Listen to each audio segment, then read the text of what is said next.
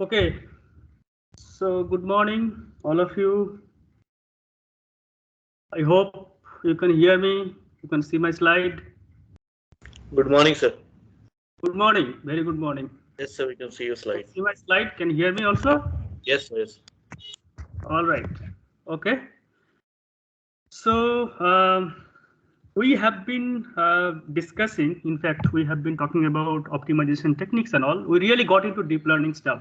So I told you that in the next few lectures, I will primarily be focusing on deep learning stuff. So gradually, like I will talk about different kinds of nets from simpler to much more complex ones and so on. That's the plan. And in the last lecture, we have talked about I think one of the most important thing in deep learning called optimization. Okay. So just to kind of give you an importance of optimization technique in deep learning, it is something like this. If you think about a car, for instance, if the body is the neural network architecture, then the optimization techniques are really the engine. Okay, so if the engine is bad, the entire car is going to be bad. So it is as much important, if not more important, than the diagram or the architecture itself. Okay, so that's what basically we have started off with optimization techniques, and in particular non-convex optimization on continuous functions. That's what we started off with. Okay, and then so today what I will do, I will continue our discussion on optimization techniques, and I will talk about two more advanced techniques, AdaGrad and Adam. And Adam is like state of the art. Anybody who is using deep learning, they are using Adam. So which we will talk about today. And then I will give you the introduction to deep neural networks, in particular feed-forward neural networks. Okay, how it looks like, what are the things you need to consider, and all kinds of stuff. And then we will take it forward in the next few lectures. Okay, so that's the plan for today. So, quick recap of what we have been doing, just to make sure that you and I are on the same page, you don't miss out anything. So the thing that we have been talking about is the gradient descent, essentially the same calculus-based, derivative-based like technique which we use to find out a good value of the objective function. Okay, so all we really want to do, we have an objective function involving a bunch of model parameters, the unknown parameters. You have a training data in the form of input and output. You come up with an objective function. Then you optimize this objective function with respect to the model parameters, okay, which is basically called the training. Okay, once the parameter is known to you, then you can basically apply these techniques to new data. Okay, so in order to infer. So I told you that nobody knows what the actual surface will look like on on high dimensional data like beyond 3. We cannot visualize beyond 3, but more or less that if you can think about it, something like this, that in univariate curve you can have multiple local minima typically. That is why it is called non-convex. Okay, and if you are dealing with more than, say, for example, one variable, okay, in 3D, for instance, then you can expect that there is some kind of a thing called surface. Okay, so from curve to surface in multi-dimension, and all you really want to figure out that in which position that you can get a good value, good minimum value of these things. So all similar kinds of problems exist. You can assume that there will be multiple local minima on the surface as well. And that's why it is basically challenging. Okay, that's why it is called non-convex optimization problem. Okay, so and we talked about the basic rule of gradient descent, that you basically want to update gradually. You start from somewhere, okay, on the curve, and you simply update this value in order to get the minimum values of this curve, minimum value on the curve. Okay, and the update rule that we apply, the new value is equals to the old value minus some learning rate. That's basically start the derivative at that particular point. Okay, that's the rule. And this rule is applicable to all kinds of things that we are going to talk about. There are a little bit of changes here and there. So this is called the vanilla gradient descent, where the learning rate is constant, okay, always. And you simply update this one. So more or less, we use the same kind of stuff in other techniques like the AdaGrad or Adam, but there's a little bit of change in terms of like how to tweak these values of R in order to address some of the problems. Okay. So I also talked about in the last lecture that problem with the fixed R. Okay, so what happens if R is very big? What happens is R is very large, small, and things like that. And we have seen something like this, that when R is very small, that means you are taking very small jump. Okay, and so it takes lots of time to converge. Okay, that means it takes lots of time to get a good value of this, minimum value of this curve. Okay. And typically modern deep nets actually deal with lots of parameters, lots of data and all. This become even more complicated. Okay, it's very, very slow. So that's the problem. The second problem, when you have large value of R, which I also discussed in the last lecture, that you can have the oscillation problem, or even you may end up overshooting this your destination. Okay, so that's the kind of problem that we may encounter with the fixed R. Okay. So there are lots of other optimization techniques, but I'm going to primarily be focusing on two more things: AdaGrad and ADAM. So they are essentially the adaptive optimization technique. Okay, so it's called adaptive gradient descent. So the purpose of this one is that the main idea behind AdaGrad is this. So AdaGrad is one of these adaptive optimization technique. Okay, adaptive gradient descent technique. Okay. So main idea is this, that as opposed to the previous case in stochastic gradient descent or vanilla gradient descent, in this case, the learning rate is not constant. Okay, it is actually different for different parameters, and it will also depend on where you stand. So unlike the previous case, where the learning rate is always constant for all parameters, and at the same time, learning rate is also constant irrespective of whichever position you are on this curve. Okay, so in both setup, learning rate is constant, but in this case, the learning rate is actually different for different parameters, and it will also at the same time depend on your history. That means it depends on its previous gradients. Okay, so if the previous gradients are changing, then learning rate of course will change. Okay, so these two fundamental ideas play the most important role in AdaGrad. Okay, so let's look at the AdaGrad algorithm. Okay, so as you can see, you can compare. If you compare the AdaGrad formulas, the same principle. Okay, principle of the update. Okay, the old is equals to the new is equals to old minus some constant or some factor into the derivative of the error function with respect to the parameter. That's what you do. Okay, it's a partial derivative, because I told you that when you are dealing with multivariate function, you have to take the partial derivative. So that's what we are doing. Now, if you compare the AdaGrad update expression with the standard stochastic gradient descent expression, you get the difference. Okay, what is the difference? The only difference that you can see here, the denominator under R. Okay, that's the only difference that you can see in this case. Okay, so even though you set the value of R to something, but the denominator is going to control. Okay, so depending upon the prior history of the gradients, the denominator, the R value is going to be, either is going to be increased or decreased accordingly. Okay, so here the GIT, T is not the power. Okay, it is not the power. It is basically the timestamp T. Okay, and I is basically ith parameter. So for every parameter in your objective function, there will be one G value. That is why there is GI. Okay, and T is basically the value, okay, which is basically sum of squares of the gradients. Okay, simply you are basically updating. Okay, timestamp one update, second update, third update, fourth update, and so on. So that is basically denoted by G1, G2, G3, G4, and so on. Okay, so GTI is essentially the sum of the squares of the gradients with respect to theta I up to timestamp T. That is timestamp T means the time step you are in, right? So you are making the update.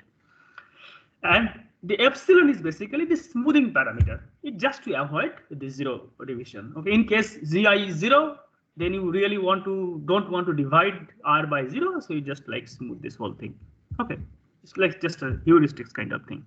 Okay, and that is how basically you address the problem. And I will show in the next slide how you can basically adapt all this stuff and so on and so forth. But that's the more or less the formula, because it's very simple implementation. You just remember the prior history, the prior gradients. You simply take the sum of the squares, take square root, and that's basically that. Okay. Now, this is what it looks like actually. So, for example, your card something like this. Okay, and I am showing this simple card because just to make things little clearer. So, in the very first update, you have G1 value. In the very second update, you have G2 value, G3 value, G5 value. So G1, G2, G3, G4 is basically the value of the gradients on the individual points that you have on the card. Okay. Now, when you are making this update gradually, so after fourth update, okay, so G4, again, it is not power. This is a timestamp. Okay. So G4 is equals to G1, okay, then G2, then G3, then G4, and so on and so forth. Okay, so this is basically the thing that you can think about it. Okay, and you can basically get it done. Now, this basically gives you that, irrespective of the situation that you have seen before, okay, that you've seen before. So the thing is that in the previous case, R is always constant. So you are basically descending at a constant rate. But in this case, your descent will depend on how much was the rate of change in the last, say, for example, 10, 20, or 30 time steps. Okay. So in a sense, you are not going to rely on only single quantity, but the whole history of things. And that is how it is going to basically determine that whether you should a high rate or a low rate. Okay. And so that basically going to add up the whole thing. So when curve is very smooth curve, okay, you basically descend at a very high rate, low rate, and the curve is very steep, then you basically descend at a very high rate. Okay. All right. So the second technique that we are going to talk about is called adaptive moment estimation. Okay. Now anybody who uses deep learning nowadays, they use ADAM by default. Okay. So ADAM is kind of default choice for everything that we do. Now, again, this is again an adaptive technique, okay, but there is a slight difference. So it takes into consideration the same kind of thing that we have seen, okay, the adaptation of these learning rates and so on and so forth. Okay, so in a sense, it basically combines the two things together. Okay, let's see what are the two things. So again, for each parameter, okay, you compute the adaptive gradient. Okay, again, it depends on each parameter and so on. Okay, and it depends on two quantities. Okay, the first quantity is the decaying average of past gradients, something like the other grad that you have seen. So you are taking into consideration the past gradients, okay, of a particular parameter. That's the first thing. Okay. And it's a decaying average of past gradients, and I will tell you why this is the case later on. Okay. The second quantity that we make use of is called decaying average of past square gradients. Okay, something like what you have seen again in the previous case. Okay. So let's look at the whole thing. Okay, and they have different roles to play here in this case. So how to compute the decaying average of past gradients? Okay, so it is governed by this particular formula. So MT, which is the kind of this thing that we are going to use in this case, effective gradient that we're going to use in this case, is equals to beta 1, which is a hyperparameter, is a scalar quantity, into MT minus 1. That means the value of M in the prior iteration, plus 1 minus beta 1 into GT. So what is the GT? GT is the gradient, the same gradient at kth iteration. So given a parameter at particular iteration, you compute the GT value on the loss surface, okay, of this particular parameter. So that is how basically you are going to do it. Now, if you look at this thing, that you are taking into consideration, in a sense, kind of an weighted average of the things. So prior MT, which is again some kind of combination and sum of the all other things, okay, before timestamp t plus some weighted factor into the current gradient. Okay, that's basically the MT. That is why it is called decaying average of past gradients. And beta is between 0 and 1. Okay, we will see in a moment the recommended value of beta 1 later on. The second quantity that we use, again, the decaying average of past squared gradients. Okay, this is very similar to the previous one. So in this case, the Vt is equals to, again, another hyperparameter scalar quantity beta 2 into Vt minus 1, the same quantity in the previous iteration, plus 1 minus beta 2 again, and weight, a hyperparameter, and gt square, the same gt that you have, its square basically, something like what you have done in ADA-grad. Okay, so you had taken these values and so on and so forth. Okay. Now, typically, this is the default setup of values for beta 1 and beta 2. General recommendation is that it has to be close to 1. Okay, so general range is between 0 to 1, but its actually recommended value is close to 1. Okay, so that is how basically you do it. This is the hyperparameters. Okay, so these two quantities we actually make use of in our adaptive moment estimation. Now I will show you how to actually use this thing to compute, because ultimately you need a closed form formula, right, in order to use these things on. So you will get to know how these two things are actually combined together in a single expression, which will give the update rule. Okay, but these are two fundamental information that we are going to make use of. Now what is the problem with this?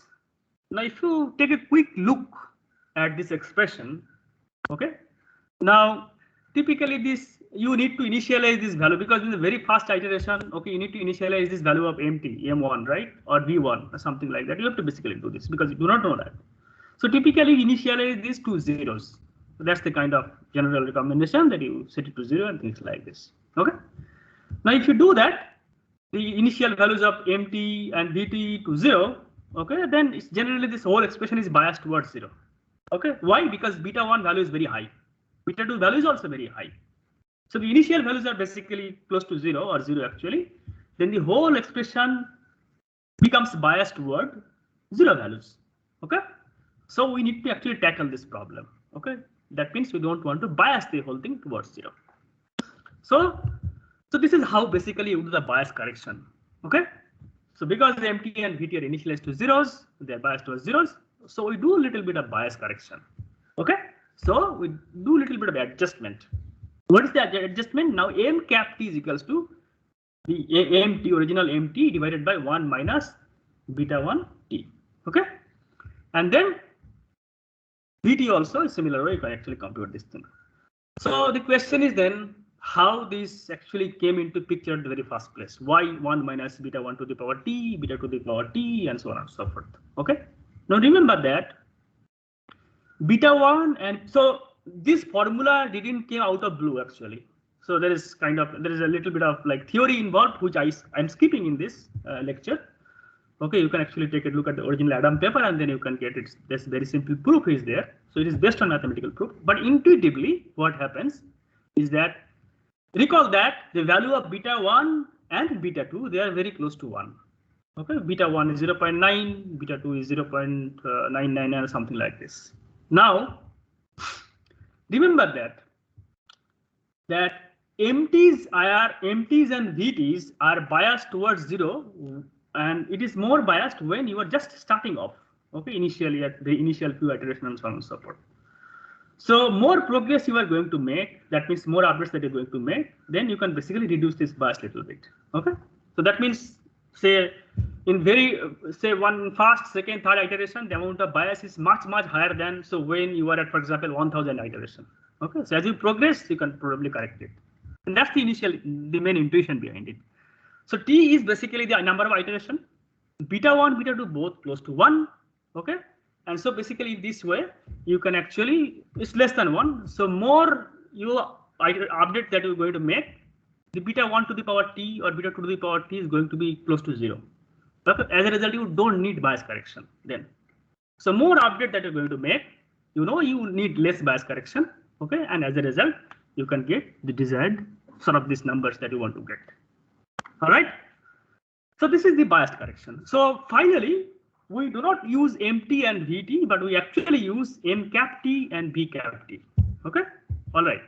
So now if I put together these two things, okay, what it does, I need to have the final update rule. Now, very fast, like these lines, okay, they're basically the same thing that I have copied from the previous slide, m cap t and b cap t. But the actual expression that you see in the middle, theta t plus 1 equals to theta t minus some expression, this c by this, that, and so on, into m cap t, and c again is a constant. Okay, so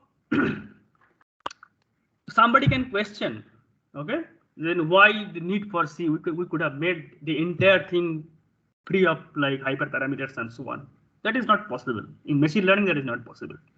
Okay, so hyperparameters play an important role. Okay, so typically people actually in the original paper they suggested the value of c to be 0.001, and they showed that okay, if you even if set c value to 0.001, it is not as bad as the constant learning rate in stochastic gradient descent. Okay, that is why it is called adaptive. Okay, if you set this value, still this other expression is going to adapt the whole thing. You don't need to worry about these things. Okay, but let's try to understand the equation, the update equation a little bit. Okay, because this is the key thing, okay, in your optimization technique. So the new value of a parameter is equals to the old value, that means in the prior iteration, minus c divided by the v cap t which you are computing, okay, based on the square gradients, okay, into m cap t. Okay, now what is the difference? So difference with the AdaGrad is that m cap t. Okay, so in AdaGrad the m cap t was the gradient of a particular point. But in this case, the m cap t is essentially some kind of weighted average of all prior gradients. You are not only taking into consideration the current gradient as well as you are taking into consideration the previous gradient as well. You are not going to rely on a single quantity, but kind of the average behavior of other things. That is how we are going to basically make things smooth. Now, the denominator under C, okay, V cap T, that is exactly the same, like slightly this bias corrected thing, okay, but more or less it's the same as you have seen in AdaGrad things, okay.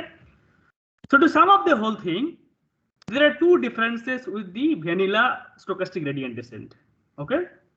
The difference in the learning rate, because now learning rate is basically adapted by V cap T, and at the same time, the gradient is not a gradient at a single point, but the gradient essentially the average over previous few updates, which is m cap T. Okay, so that's the difference between the vanilla stochastic gradient descent and this one.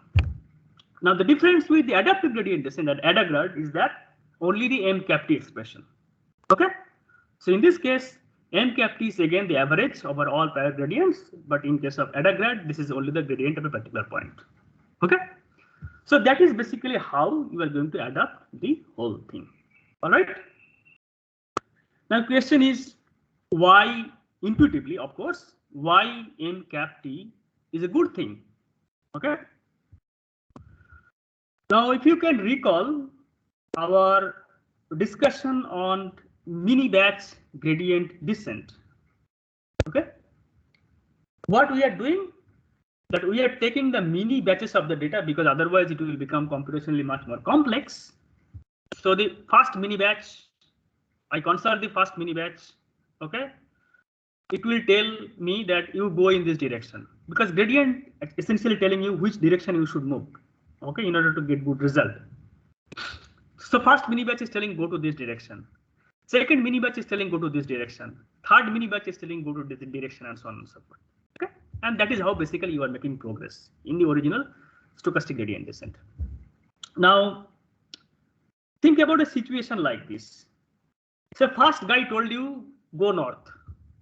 Second guy told you go north. Third guy told you go north. That's all right. Now fourth guy told you go northeast. Okay. As you know, that you can expect that when many people are talking about a particular thing, they're on agreement that you can expect that's a consistent direction that you should move on. But when that three people said out of four that you should go on the direction, fourth guy is saying slightly different direction, that may confuse your direction. So what will happen if you take that route, then you may end up somewhere, then again you have to come back, okay, in order to get the good thing, good value. So in stochastic gradient descent, you are actually relying on the latest batch in order to move, in order to find out your direction. But in this case, m cap t, okay, is not, m cap t is not does not depend on the latest mini batch. Rather, it depends on prior, say 10, 15, 20. Typically, in reality, this should be the all, okay, previous all mini batches. But just to reduce the computational complexity, people actually clip that. Say it takes say last 20 or 30 or whatever. Okay. So the idea is essentially that MT is actually an average or kind of average weighted average of say 20 or 30 mini batches, gradients from 30 mini batches. So the chance is that if one particular mini batch misleads you, okay, still you can counter that effect simply by taking the weighted average. Okay, that's the intuitive idea. You can get back to my analogy, the example that I gave, like from Kharagpur station to campus, how you want to get, if you do not know the route and you want to consult other people to get that. So you can probably understand what happens here. Okay, but okay, now let me just get into the other two things quickly. So the question is, how does it adapt? Okay, now before I start, I would like to make a confession, is that the optimization technique, so these are all like modified stochastic gradient descent, right, with adaptive behavior and so on. Now the optimization, the existing optimization technique for a very complex deep network with lots of parameters is still very poorly understood. Okay, we do not understand the actual nature of the loss surface. There are very contradictory, conflicting theories, and nobody knows what is the right thing to do. So although there are large number of explanations here and there, I will refrain from getting into all this. Okay, I will rather tell you that things which are very evident or clear from the expression itself, rather than giving you some kind of orthogonal stuff.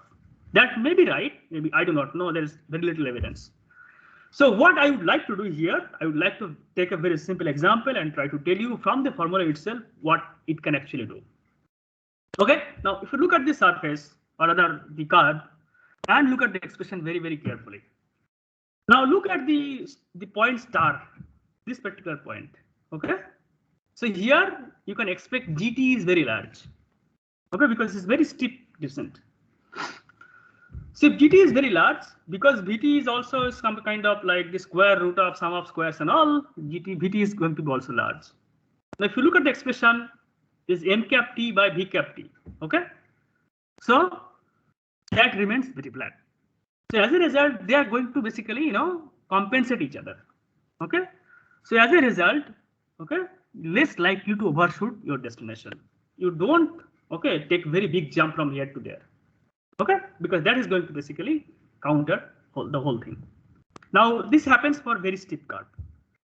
Now take the other extreme. For instance, you have a very flat curve, something like this. Okay.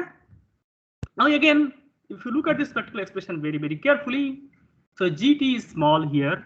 Okay, because the curve is relatively flat. VT is also very small. Curve is relatively flat. So then it basically takes big steps still, but less likely to overshoot again. Okay, so that's the kind of the relatively, I would say, still it is not very well understood how it actually works on a very high dimensional surface. So that is kind of more or less, you can think about the intuitive explanation behind all this stuff. Okay, all right. So these are basically the fundamentals. Rather, I didn't cover all the possible optimization techniques, but more or less the things that that we can actually use to train our deep neural networks and so on. All right,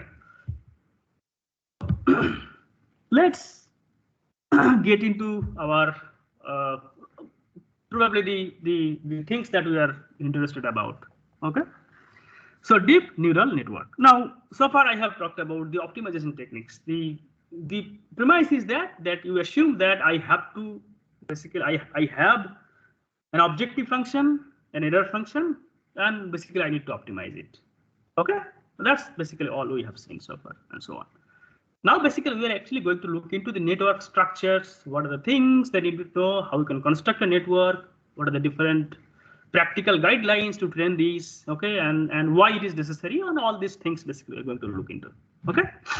Now, before I get into all this, I just want to make a final remark: is that whatever we are going to do in all kinds of neural networks, be feed-forward, be CNN, be RNN, transformer, and whatnot, everywhere, we need to do optimization. That means we need to optimize the objective function, and the optimization techniques that we will use the same things that we have seen. Okay, the mini batch, gradient descent. So it could be vanilla gradient descent, Adagrad, Adam, and so on and so forth. Okay, so the optimization techniques that we have covered, those are the optimization techniques that we use. Okay. So I won't be repeating again all these things. Maybe I will make some passing remarks when I'll be doing this stuff, but I won't be repeating the same thing again and again. You can assume that those are the techniques that we will be using. All right. So why deep neural network is an attractive thing? Okay. So what is the motivation behind this one? Now, let me just start off with this simple problem. Okay. Movie recommendation, for instance. Okay. Now, say you have two friends, John and Mary.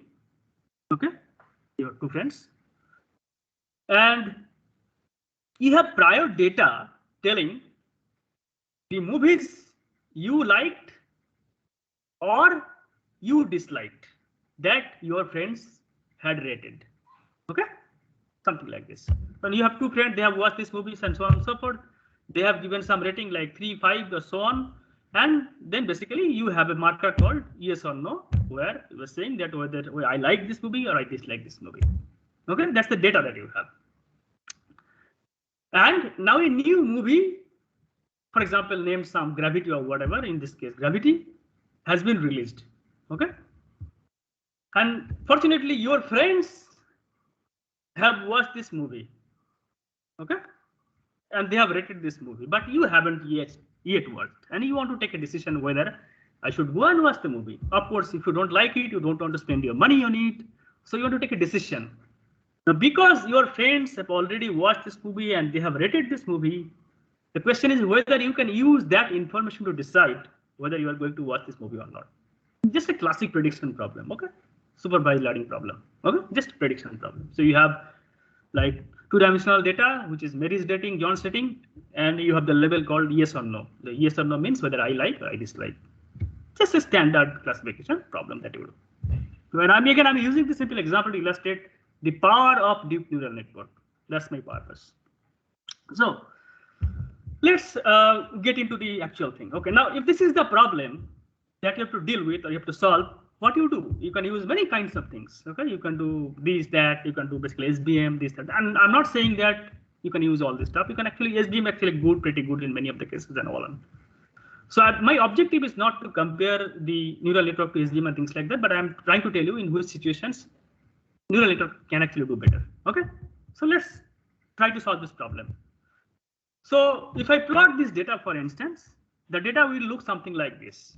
So here, these are the red circles and the green crosses are basically, the blue crosses are basically your the movies. Okay, that the reds are basically you liked, and the blue ones are basically you disliked, and these are called training data. Okay, and the pink square is basically the new movie.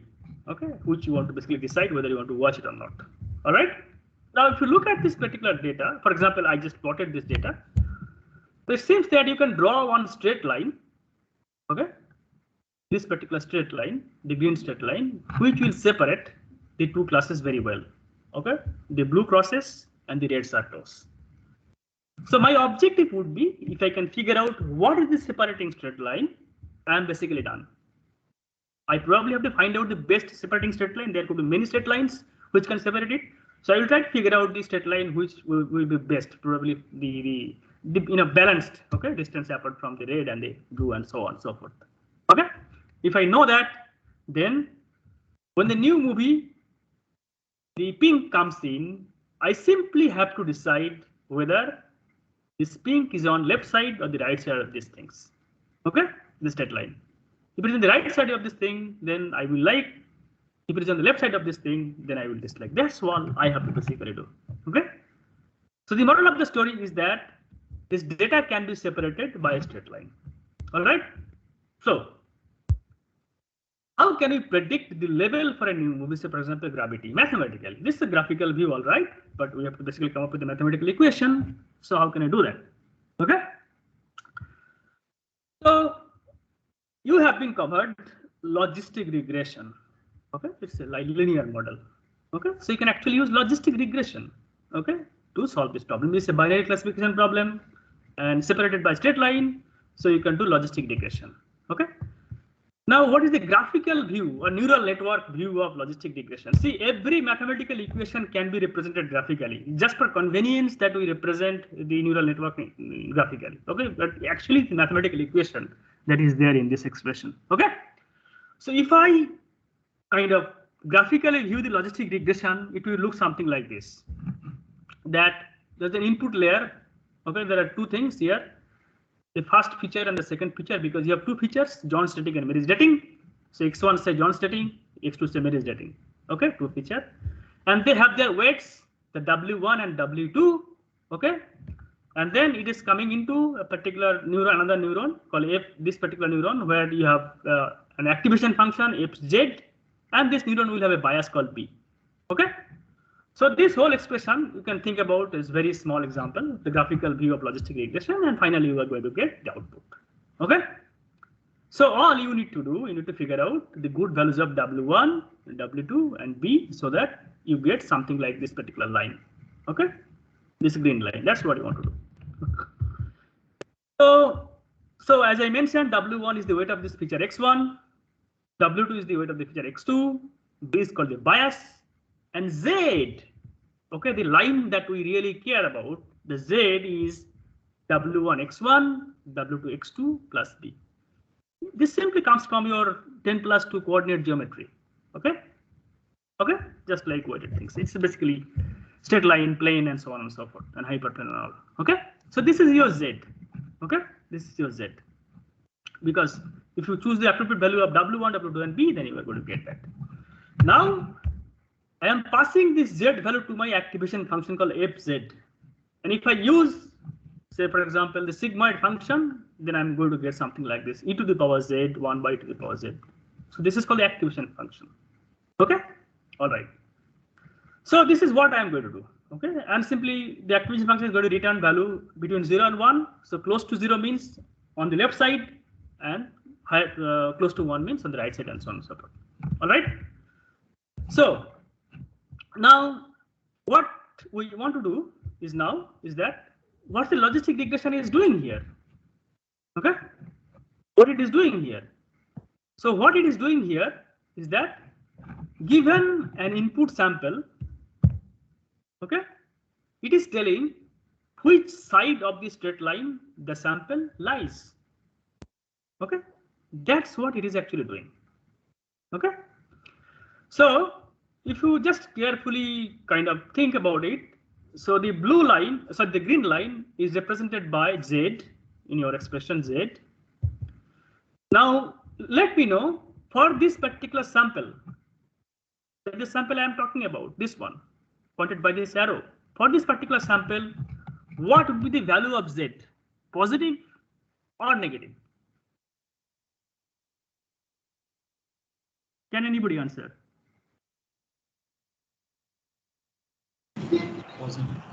Positive. Okay, all right. So if it is positive, then what would be the output given by fz? Any idea? Greater than 0.5. Yes, it is greater than 0.5. All right.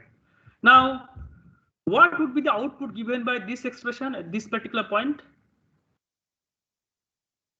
I don't want a very precise value, but a hint at least, approximate value, this one.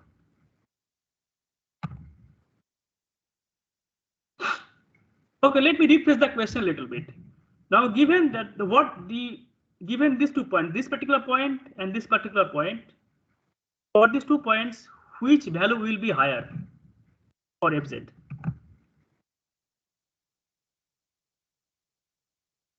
The second one. This one. You are saying this one? Yeah, okay. So the essential idea that you can see that farther apart from the desired state line or decision boundary in this case, the value is going to be so farther apart on the right side of this line. This is going to be close to 1. So farther left side, it is going to be close to 0. Okay. So that is basically that is how basically you take the decision. It is doing nothing. It is simply deciding whether I am on this side of the state line or that side of the state line. Just a binary classification problem. Okay. So this is the graphical view of logistic regression. Okay. Now, right, let's say 0.5 and so on and so forth. Now, before I get into this particular picture, okay, I simply want to make a very strong, rather not strong comment, but a known comment. So a neural network, a deep neural network is nothing but a collection of thousands and thousands of logistic regression. Okay, and it is nothing else. Okay, you take thousands and thousands of logistic regression, you organize this in a particular way. You can organize this side by side in order to increase the width, or you can organize on top of another. You can increase the depth, and then you can get this. So essentially, this is nothing but, I would say, an ensemble of thousands and thousands of logistic regression and nothing else. That's what you do. Okay. All right. Now, there is a little bit of trick with the activation function. Sometimes you don't take the sigmoid function nowadays, but rather you take the ReLU functions and all. Okay. But apart from that, it is essentially the ensemble of all this stuff. All right. So let us get into little complicated stuff. Okay. So the things that you are talking about in this case, that. So what is the limitation of linear decision function? Okay. Now consider it data like this. Okay. So somehow that you have a data. It is not the data that I showed you in the previous slide, the movie recommendation data, but it is some data that I have taken just to illustrate my point why linear decision function is not a good thing in some situations. Okay. Now say again, I am dealing with the same 2-class problem. Okay, whether I like or dislike. But now, unfortunately, if I plot the data, my data looks like this. Okay. Now, the difficulty is that you cannot find a single straight line which will separate 2 classes well. Okay. You cannot get that. Okay. So one possible way of thinking about it is that I can take 2 straight lines, parallel lines. Okay, you can think about it on black and this one, so on and so forth. So if I can draw these 2 straight lines, okay, then I know that, okay, I can come up with some decision like if my points are on the right side of the on state, the straight line, the maroon straight line, then this is in one class. If it's on the left side of the black straight line, this is in one class, but in the middle, this is in another class. Something like this, basically, I can come up. But I need to know that 2 straight lines are important in this case. Okay. So what it does is that, first of all, you have to figure out that there are 2 straight lines, and then you have to basically kind of, aggregate this information. Okay. Composite information, if and this. Okay. Something like this. If this and this, something like this, you have to come up with. So you have to basically, take into consideration these 2 things together in order to find out a composite rule. Okay, to figure out this one. So this is typically machine learning called the complex decision boundary and so on. Okay. So now let's see how we can do these things using neural network. Okay. All right. So which you mentioned, we need to combine information from 2 straight lines. So here the a particular particular neural network that can solve this problem.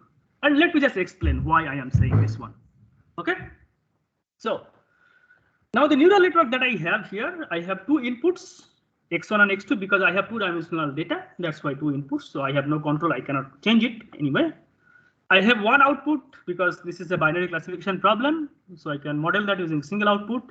And then you can look at in the middle, the shaded ones are called the hidden layer, right? So you have three main components in a neural network. So you have the hidden layers, and I have taken 2 neurons here. Okay, right? Now, if you for a moment pause and think the way that we compute the from graphical to mathematical expression in logistic regression, you will see that how it is actually done. Okay. So if you look at this, for instance, so this one expression, this one, for example, this is modeling one particular state line. So what is the state line? It is nothing but W1x1 plus W2x2 plus some bias here. This is nothing but a straight line. It is actually representing. Okay. Similarly, this one is also representing another straight line. Which one is W2x1, W4x2, okay, plus B2, right? So if you simply go back to the same simple math manipulation, okay, in logistic regression, you will see that the output given by this function, this particular neuron, is one straight line, and this is actually another straight line. Okay, so this basically saying. So this is saying that whether I am on this side of the straight line, that side of the straight line, this is saying another one. Okay, and then basically you can combine these two information together in another things and finally get the output. So these two are basically modeling these two things together. This one is this maybe, this one is this maybe. Now after training, which one is what, you do not know that before, but I'm just assuming that this might be this or this might be the other way around it might be. Okay, which you get to know after training. For the time being, assume that they are essentially modeling one straight lines. And then for the final decision, you need to combine these two information together in order to know that whether these and these or that and that and things like that. So you are essentially passing this information to another node, and this is going to decide the output. Okay, so that is how you are going to make things little simple for your life.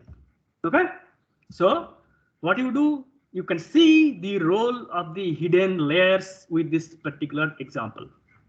But okay, I must confess that I've oversimplified the whole thing.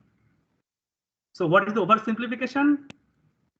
Now these are basically toy things I can express like relatively easily by looking at these things that this is what is going on and so on and so forth. But when you take, say, for example, a neural network with thousands of layers, thousands of hidden layers, and too many points on too high dimension and things like that. So what it is actually models, okay, and what the decision boundary actually looks like, that is still a horribly open problem. Nobody knows that. Okay, if you read the literature, okay, in almost all top machine learning places, you will see contradictory information coming from even from the top people. Okay, so therefore I can safely say that nobody knows what it is. But at least with this simple example, I can illustrate that with the simple case, what it's actually doing. Okay. So yeah, so that is, I believe, yeah, the starting point. And I see I do not have much time, so I'm happy to take a couple of questions, and then we can continue our discussion tomorrow morning. So do you have any question from anybody?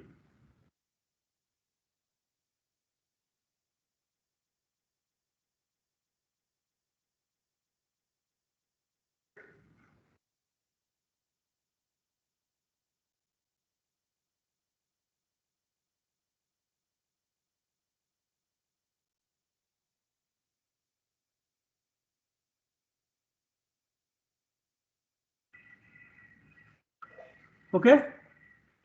So can we solve only binary classification problem by this logistic regression?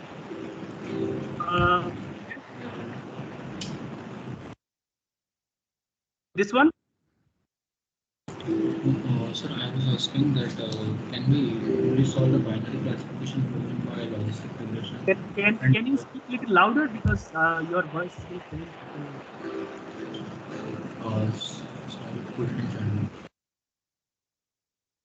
Sorry.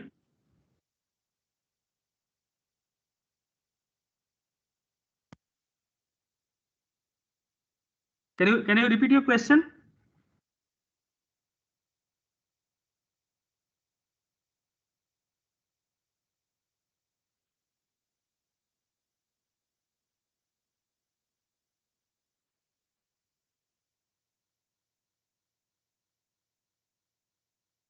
Okay.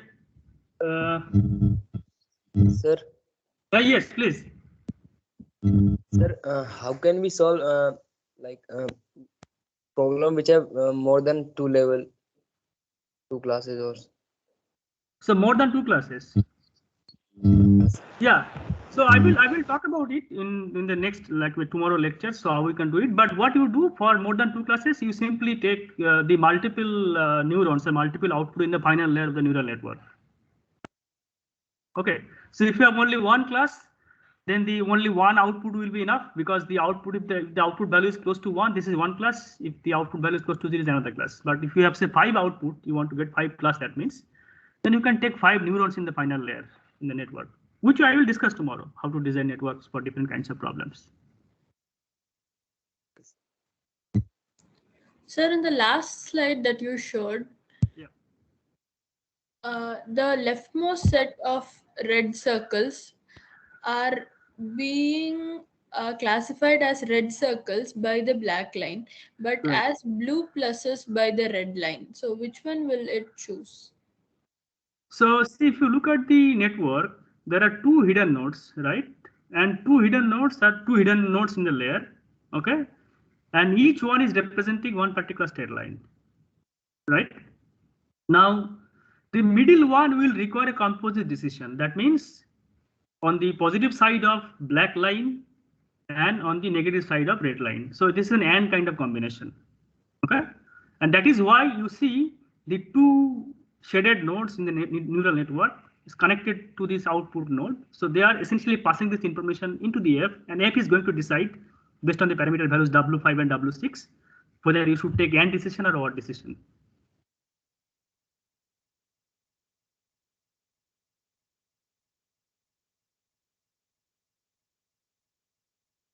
Okay.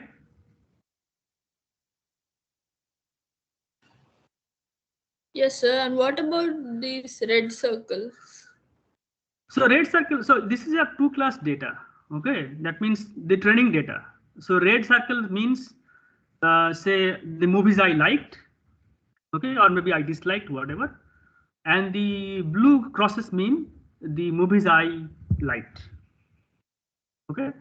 And because of the nature of the data, you cannot really classify the things using a single line. So you need to draw 2 lines to separate the whole thing. But the red circles are telling basically in one class, and the blue ones the other class. Yes, sir. But the red circles are being classified as like by the red line, the red circles on the leftmost side are being classified as blue pluses in that category, right? By the red line. Yes, sir. The leftmost set of 3 red circles are being classified along with the blue pluses. No. So something like this. So if you sum up the whole thing in terms of rules, for example, if you come up with this 2 state line, your model comes up with the 2 state lines, the black and the red one. So the final rule, what would be? That's something like this. If the point is on the left side of the black line, then I dislike. If the points are on the right side of the red line, then I dislike. Okay. And if the points are on the right side of black line and left side of red line, okay, then I like.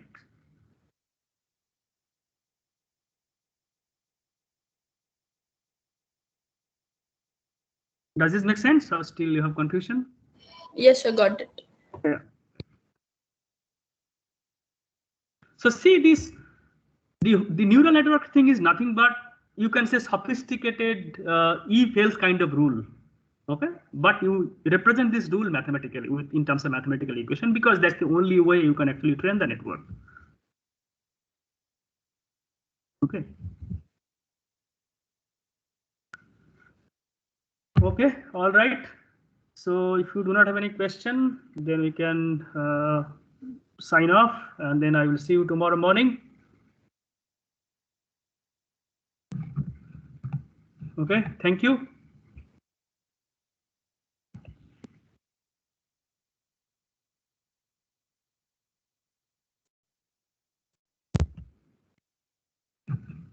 Thank you, sir. Thank you. Thank you, sir.